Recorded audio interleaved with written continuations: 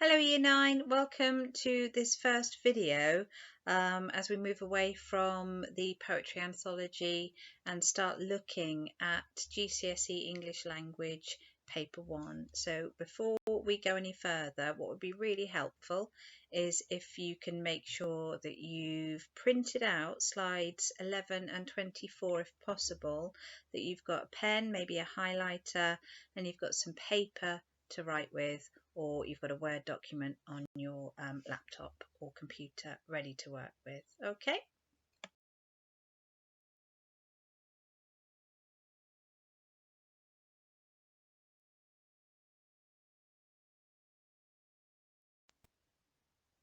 Right, our lesson objective today is to make sure that we can understand how to answer questions 1 and 2 of the GCSE English Language Paper 1, but it might be a good idea to just put that in context.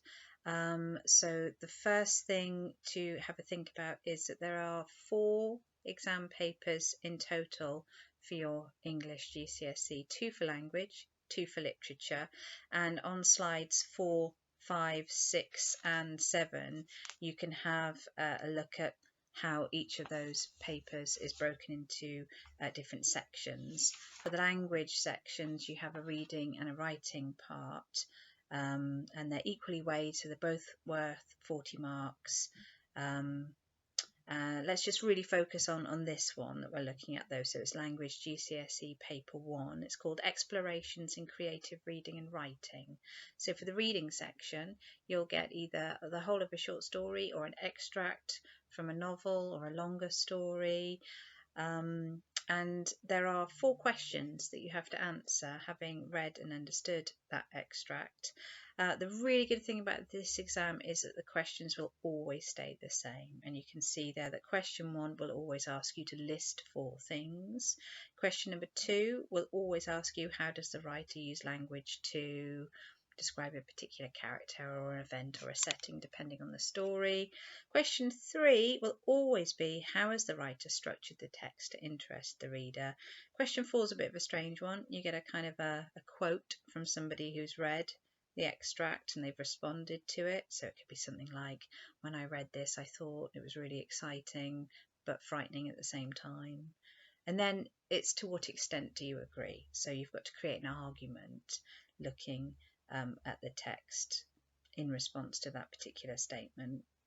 Then we're not going to focus on this in detail, but the writing section there, you'll get a picture or a word stimulus, write a story about fear, something like that, and it will ask you for a piece of descriptive writing or a piece of narrative writing. But like I said, we are focusing on the reading questions, and today we're really focusing on question 1 and question 2.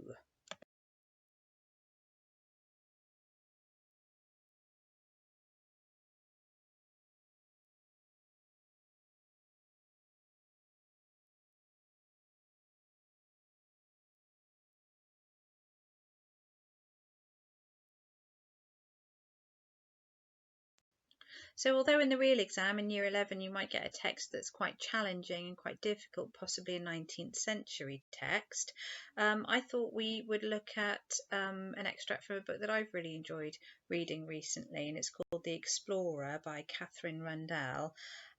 You've got some links on this PowerPoint, and I'd like you now to just watch the trailer for the book. That's a new thing, isn't it? A trailer, like a film trailer, but for a book. And then watch the clip of Katherine Rundell discussing the novel The Explorer and explaining the ideas in the book.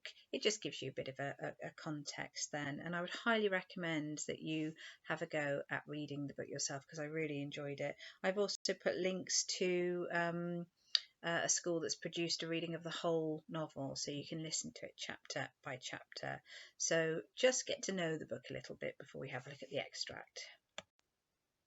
Okay, right, looking at the extract now. I've only got a tiny printout, so I'm going to have to peer at this tiny extract that I've got in front of me.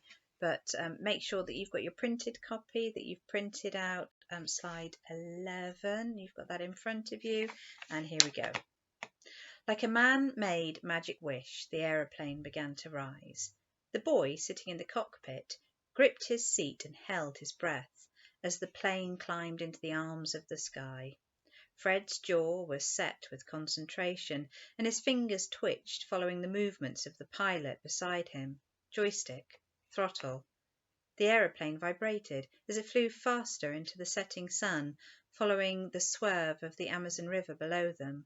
Fred could see the reflection of the six-seater plane, a spot of black on the vast sweep of blue, as it sped towards Manos, the city on the water. He brushed his hair out of his eyes and pressed his forehead against the window. Behind Fred sat a girl and her little brother. They had the same slanted eyebrows and the same brown skin and the same long eyelashes. The girl had been shy, hugging her parents until the last possible moment on the airfield. Now she was staring down at the water, singing under her breath.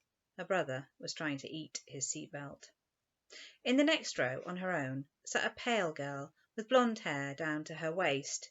Her blouse had a neck ruffle that came up to her chin, and she kept tugging it down and grimacing. She was determinedly not looking out of the window. The airfield they had just left had been dusty and almost deserted, just a strip of tarmac under the ferocious Brazilian sun. Fred's cousin had insisted that he wear his school uniform and cricket jumper, and now, inside the hot, airless cabin, he felt like he was gently cooking inside his own skin. The engine gave a whine, and the pilot frowned and tapped the joystick. He was old and soldierly, with brisk nostril hair and a grey waxed moustache, which seemed to reject the usual laws of gravity. He touched the throttle, and the plane soared upwards, higher into the clouds. It was almost dark when Fred began to worry. The pilot began to belch, first quietly, then violently and repeatedly. His hands jerked, and the plane dipped suddenly to the left. Someone screamed behind Fred. The plane lurched away from the river and over the canopy. The pilot grunted, grasped and wound back the throttle, slowing the engine. He gave a cough that sounded like a choke. Fred stared at the man. He was turning the same shade of grey as his moustache. "Are you all right, sir?" he asked. "Is there something I can do?" Fighting for breath, the pilot shook his head. He reached over to the control panel and cut the engine. The roar ceased. The nose of the plane dipped downwards. The trees rose up. "What's happening?" asked the blonde girl sharply. "What's he doing? Make him stop!" The little boy at the back began to shriek. The pilot grasped Fred's wrist hard for a single moment, then his head slumped against the dashboard, and the sky, which had seconds before seemed so reliable, gave way. Fred wondered, as he ran, if he was dead, but he thought death would surely be quieter. The roar of the flames and his own blood vibrated through his hands and feet. The night was black. He tried to heave in breath to shout for help as he ran, but his throat was too dry and ashy to yell. He jabbed his finger into the back of his tongue to summon up spit. "Is anybody there? Help! Fire!" he shouted. The fire called back in response. A tree behind him sent up a fountain of flames. There was a rumble of thunder. Nothing else replied.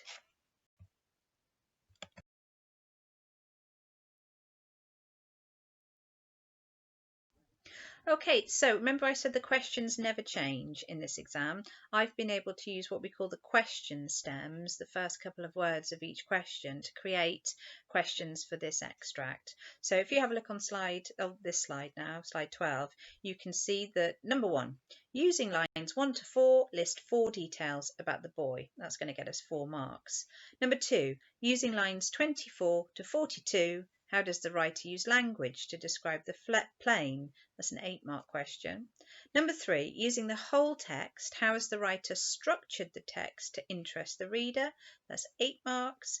And then question 4, using the second half of the text from line 24. A student, having read this text, said the writer vividly describes the danger they are in and the children's fear as the plane crashes. To what extent do you agree? And that's a 20-mark question. So it's worth noticing that the marks build up as you go through, and that question 4 is really, really, really important. And sometimes we even suggest maybe starting with question 4, making sure you've done a really good job on that one, and then going back and do the others. But we will do it in order to start off with. So question 1, using lines 1 to 4, list 4 details about the boy. Okay, so first thing to do is to make sure you're looking at the right lines, because if you take any details from outside of those set lines, you automatically get no marks for it at all. So if you have a look at the screenshot below, you can see that I've first of all drawn a box around lines 1 to 4, and I know I've got to stay in that box there. And then the next thing I've done, I've used my highlighter pen to just highlight any information I can find about the boy at all, anything that I can see. So I've highlighted the boy sitting in the cockpit, gripped his seat, held his breath. I've noticed that his name is Fred. His jaws set in concentration, his fingers twitch, and he's following the movements of the pilot. He's watching the pilot closely. I've got more than 4 things I can write about there. So here's an example of how I'm going to start answering that question then. It's a list question. There's no comment, there's no analysis, there's nothing. You just grab the detail and you copy it down. It's probably best to write it in a full sentence. It's often good to make sure that you're focused on the question by using the word of the question in your answer. So you can see here that I have written, the boy is sitting in the cockpit, and that will get me 1 of my 4 marks. Can you use the text, and you can go back to slide 13 if you want to, can you continue to answer that question by listing another 3 details about the boy? So now you've had a go at answering that question yourself. You can see my version of this. There are lots of details to choose from, so don't worry if you've done different ones. As long as you have listed a detail about the boy, that will be fine. But I would get 4 out of 4 for this. I've written the boy is sitting in the cockpit, the boy is holding his breath, the boy is called Fred, and the boy's fingers twitched. It's a 4-mark question. We talk about a mark a minute. So you want to do this really quickly. You want to write as little as possible, making sure that you have actually, answered the question fully, and you're not going to drop any marks for this at all. Okay, moving on to question 2. Question 2 is now worth 8 marks, so the marks are beginning to build up a little bit here. It says, using lines 24 to 42, how does the writer use language to describe the plane? Okay, so this is a skill that you've been doing since you joined us at TCS in year 7. It's the Peter skill, or the P skill. Okay. And what I've got for you on this slide is just a reminder of how you can structure a Peter paragraph. Remember, you want to make a clear point. You want to give evidence from the text. The best kind of evidence you can give is short embedded quotations, preferably giving more than 1 if you can to back your point up. You want to try and identify a language device using the correct term. A way to get good marks on this question is to really dig into what a word means. What does that word mean? What's this associated with? What do you link it to? And then start thinking about the effect that that then has on you. So I've given you some sentence starters if you need them. On the right hand side of this slide, you can see the mark scheme. Let's start off by just having a look at the level 3 mark scheme, which asks you to show a clear understanding of the language in the text. Okay, and you can see the 3 bullet points running down there. Start with the middle one because that's the easiest. Select a range of relevant evidence. So it says range. You're going to be working with more than 1 quote for range. You want a nice selection of quotes there. So that's your starting point, isn't it? Let's find a good range of relevant quotes first. Then you need to think about the language devices that the writer might be using. You don't have to particularly use very complicated terminology here. Nouns, verbs, adjectives, adverbs. And then you can start thinking about things like personification, alliteration, onomatopoeia, anything like that you think the writer's using. But you'll notice that the top bullet point is always the most important one in the mark scheme, and it clearly explains the effect of the writer's choices of language. And that's the way that you're going to earn the most marks here. For a level 3, you'll be getting 5 or 6 marks out of the 8, and it's that clear explanation. You're really showing you understand why the writer chose those words and phrases and the intended effect on the reader. So again, job number 1, we've got to make sure that we're taking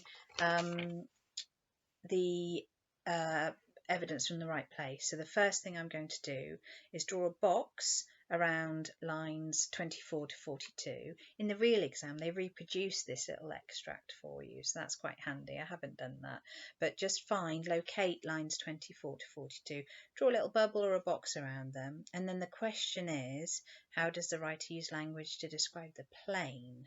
Okay, so highlight anything and everything in that extract that is to do with the plane. So here are the quotes that I've chosen then. I've got the engine gave a whine, the plane suddenly, I'm reading off a tiny printout, I'm afraid. The plane soared upwards, higher into the clouds. I've got the plane dipped, the plane lurched, it went suddenly to the left. I've got the engine cut, the roar ceased, and then I've got the plane dipped downwards and the trees rose up. So those are my quotes about the plane, and that's plenty to work with. It's only an 8-mark question. You're going to be spending about 8 minutes on this, so you want about that range of good quotes. Next job is to think about those other bullet points in the mark scheme, to start identifying language devices and start thinking about the meaning and effect of key words. And you can see that I've done this with lines, those first couple of lines from the text then, 24 and 25. The engine whined. So I've got the onomatopoeia of whine. I've thought about the meaning of that word. My kids do a lot of whining, unfortunately. It's like a high-pitched, quite annoying, irritating noise, isn't it, a whine? It's often associated with maybe somebody complaining or somebody being in pain. Now, if the engine is whining, that's making me feel a little bit worried and a little bit anxious, because it might be suggesting that there's something wrong with the plane. I don't think I'd want to be on a plane whose engines were whining. So I've jotted all those ideas down there to that quote. Can you carry on that process and have a look at the other quotes that we pulled out and see if you can identify language devices, think about the meaning of particularly interesting words, and then think about the effect. You know, what is that telling you about the plane? How does that make you feel about the plane? So have a look at the rest of my annotations, see if there are any ideas you want to borrow. Sorry, did you come up with something that I didn't spot? Have you got some really good, interesting ideas that I haven't come up with? Okay, now we've got to start constructing our Peter paragraphs, where we really do explain how the writer uses language to describe the plane. So you can see my first paragraph here. One of the main ideas about the plane in the text is how high it's flying. This can be seen in the plane soared upwards and higher into the clouds. The verb soared suggests that it's flying effortlessly higher into the sky. Soared is often used to describe birds, especially large ones such as eagles. This suggests that at this point the plane is powerful and reliable as it flies upwards. Also, the adjective higher shows that the plane is going further upwards. This may make the reader nervous, as it's suggesting increasing danger as it gets higher. Okay, now I'm confident that that would get me into that level 3 bracket, that 5 or 6 marks. I've got a range of quotes. I've used the plane soared and higher into the clouds. I've identified 2 language devices, I think, verb and adjective. But the main thing is I've really shown my understanding of what particular words mean. The verb soared suggests it's flying effortlessly into the sky. It's used to describe birds, especially large ones like eagles. And I've explained the effect that has then. This suggests the plane's powerful and reliable as it flies upwards. So I think that that would get me at least 6 marks actually out of the 8 there. Okay, your job now is to see if you can use one of these points. You can do both if you want to, if you really feel like challenging yourself to continue writing in this style. So I've got the plane's movements are described in a way that sounds dangerous, and the writer also describes the sounds in the plane in detail. Okay, so either or you can do both if you want, and just following that Peter progress. Remember, you've got the writing frame if you need it on a previous slide. Can't remember the number, but it's there somewhere on the previous slide. And you've got my model paragraph as well. So have a go at completing one or two more paragraphs in answer to that question. Right, now it's time to do the work that you're going to send to your teacher today. You're going to answer question 1 and question 2 in full, but I've changed the wording slightly, so you've got to come up with completely new answers now. We've looked at how to answer both of these questions, and you can look back at the previous slides to remind you. Question 1 for you is, using lines 1 to 8, not 1 to 4, 1 to 8, list 4 details about the plane. Okay? And question 2 is, using lines 24 to 42, which is actually the same bit of the text, how does the writer use language to describe the pilot? And that's your 8-mark question. Okay, so good luck. Remember, question 1, you want to keep it as brief as possible, the plane this, the plane that. But question 2, you do need to develop. Try and aim for 3 good paragraphs there. So somewhere between half a page and a whole side of A4. Okay, so look back on that model paragraph and see if you can develop an answer in that style. Right, your plenary task then is to begin to fill in this revision sheet to remind you exactly what you need to do for each of the questions. So you're going to fill in the question 1 and the question 2 box. For question 1, ignore the bit where it says the mark scheme, okay, but you can note down the marks available, the question stem, remember the words that always stay the same in the question, roughly how much you need to write for question 1 and what to include, and then for question 2 you do have the assessment objectives and the mark scheme for that, so you can fill that in a bit more detail.